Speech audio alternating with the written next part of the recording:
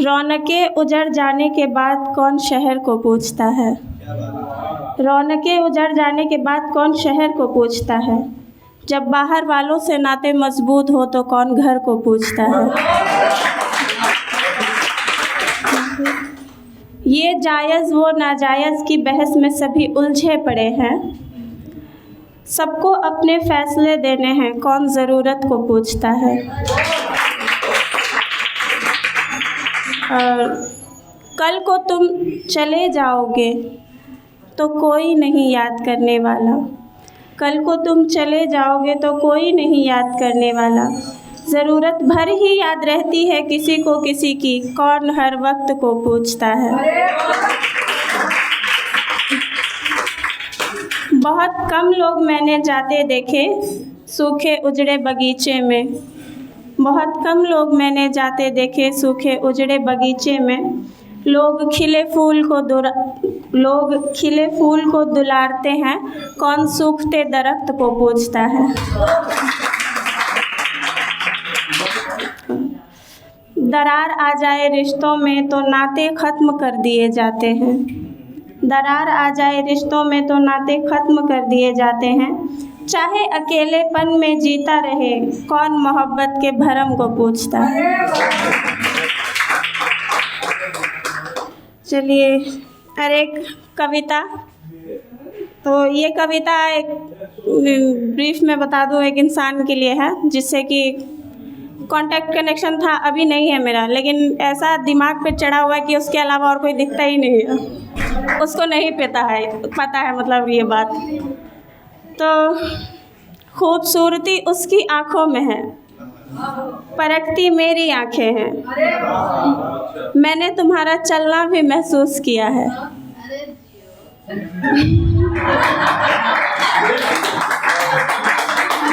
Thank you. अपने मन में तुम्हारी छुअन के चित्र बनाए हैं। कल्पनाओं में तुम्हारी बेचैनी की दवा इजाद की है। तुम्हारी बात छोड़ो, मुझे तुम्हारे ज़रूरत के सामानों से भी इश्क है। तुम्हारे तकिए से, तुम्हारे चादर से, तुम्हारे घर में जगह जगह पड़े पायदानों से भी इश्क है। मैं तुम्हें उस वक्त भी समझ सकती हूँ जब तुम खुद को नहीं समझ पाओगे। तुम्हारे सारे मर्ज़ की दवा मेरे पास है। तुम्हें खुदा ने जो दी है वो दुआ मेरे पास है। तुम्हारा दर्द, तुम्हारी खूबियाँ, मैंने सबकी तस्वीरें बनाई हैं। रंग भरे हैं उन तस्वीरों में, अपने इंतज़ार से तुम्हारी परछाई सजाई है।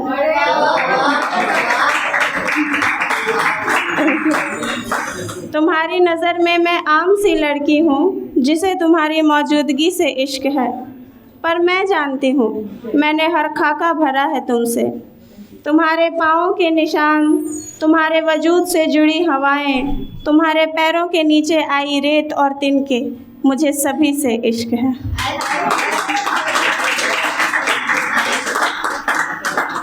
और एक स्टोरी सुनाना चाहूँगी। तो ये स्टोरी कुछ ऐसे है जो कि मैं रात में बैठ के खुद के बारे में खुद ही लिख रही थी। तो इसमें 2 पार्ट है, दोनों पार्ट मैं ही हूँ, लेकिन मैं एक लड़का हूँ और लड़की तो मैं हूँ ही। तो ऐसे है, जो मेरा मेल वर्जन है वो मुझसे कहता है, क्या हुआ, क्या हुआ, अभी तक नींद नहीं आई तुम्हें। मैं छत पर बैठी थी, रात के 1 बजने वाले थे और मैं फ़ोन पर किसी अच्छी प्लेलिस्ट की तलाश में छत पर ही टहल रही थी। पर जैसे ही मेरे कानों में आवाज़ आई, नींद नहीं आई। मैंने पलटकर उसकी तरफ देखा।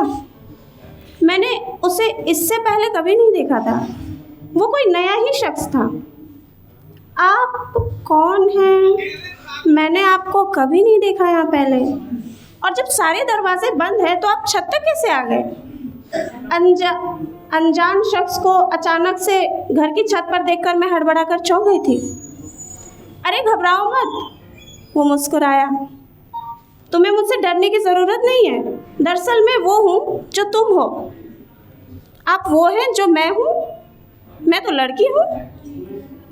हाँ, मैं तुम ही हूँ, बस मैं लड़का हूँ और तुम लड़की हो।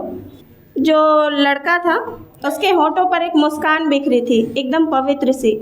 मतलब कि वो मेरे सामने ही लगभग थोड़ी दूरी पर खड़ा होकर मुझसे बातें कर रहा है और वो अनजान भी है, पर मुझे डर नहीं लग रहा था उससे। मुझे विश्वास होता जा रहा था वो मेरे जैसा ही है कोई। मैंने आश्वस्त होकर उसको देखना शुरू कर दिया ताकि ये विश्वास मेरे मन में गहरे बैठ जाए कि वो मैं ही हूँ। चिंता की बात नहीं है, जितनी देर चाहो तुम देख सकती हो, और मैं तुम्हारा ही हूँ, मैं तुम ही हूँ। जितनी देर चाहोगी तुम्हारे पास ही रहूँगा। ये कोई लड़का लड़की अलग नहीं है, ये सेल्फ लव की बात हो रही है।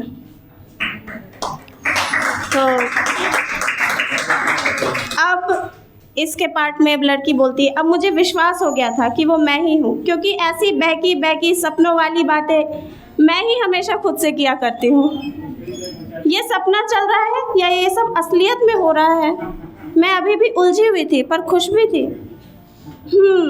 जब तक तुम ये सपना नहीं तोड़ती तब तक असलियत में चल रहा है। उसने मेरे चेहरे की तरफ झुककर धीरे से कहा और मेरे साथ खड़ा होकर चांद को देखने लगा। मैं भी पहले चांद को ही देख रही थी। चांद मेरे सुकून का कोना है और उसकी रोशनी मेरी ख्यालों की रोशनी है, और ये चीज़ें मैं किसी के साथ बांटती नहीं हूँ। पर आज जो ये शख्स आया था मेरे साथ चांद की रोशनी बांटने, ये मुझे इतना अपना लग रहा था कि मैं ज़रा भी चिढ़ ही नहीं रही थी, बल्कि और सुकून महसूस कर पा रही थी उसके आने के बाद से। जैसे कि मैं मेरे पास खड़ी होकर मेरी मनपसंद चीज़ें मेरे साथ साझा कर रही थी। उसके चेहरे पर पड़ रही चांद की रोशनी धरती पर एक और चांद के होने का एहसास करा रही थी। मैं खुद को अपनी आंखों से देख पाती तो शायद कुछ ऐसा ही लिखती कि धरती पर एक और चांद है। तुम तो सोच में ही पड़ गई। खुद से मिलने के बाद कोई खामोश थोड़ी रह सकता है। मैं सोच रही हूँ कि जब मैं तुम हूँ तो तुम तो मेरे बारे में सब कुछ जानते होंगे। अब मैं थोड़ी उदास हो गई थी, क्योंकि ऊपर से एक अच्छी खासी दिखने वाली लड़की, पर मन के घावों ने मेरी नींद छीन ली थी। हाँ, सब जानता हूँ मैं तुम्हारे बारे में, और ये भी जानता हूँ कि तुम अभी तक क्यों नहीं सो पाई हो। न जाने मुझे ऐसा क्यों लगने लगा था कि उसकी मुस्कुराहट रह कर मुझसे एक बात बताना चाहती हो कि वो मुझसे गहरा और अथाह प्रेम करता है। ये गहरा और अथाह प्रेम करने वाला वो नहीं है, कोई दूसरा नहीं है। जब आप आईने में जिसको देखते हैं वो वही है।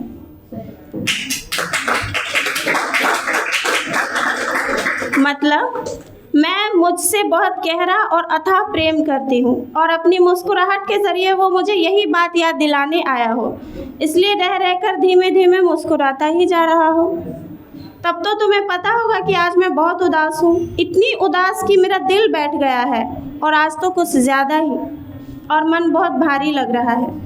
बोलते बोलते एक आंसू आंखों से बाहर आ गया था। अभी वो आंसू गालों तक पहुँचा ही था कि उसने उन आंसुओं को मेरे गालों से पोंछकर अपने सीने से लगा लिया।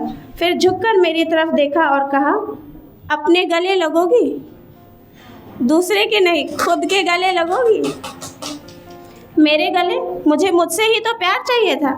मैंने दोनों हाथों से उसे गले लगाया, जैसे मैं बचपन में अक्सर पेड़ को लगाया करती थी। कभी आप लोगों ने पेड़ को गले लगाया है? जब भी अकेलापन महसूस हो, पेड़ को गले लगाइए। ये इफ़ेक्टिव थेरेपी है, बहुत असर करती है, बहुत अच्छा लगता है। हाँ,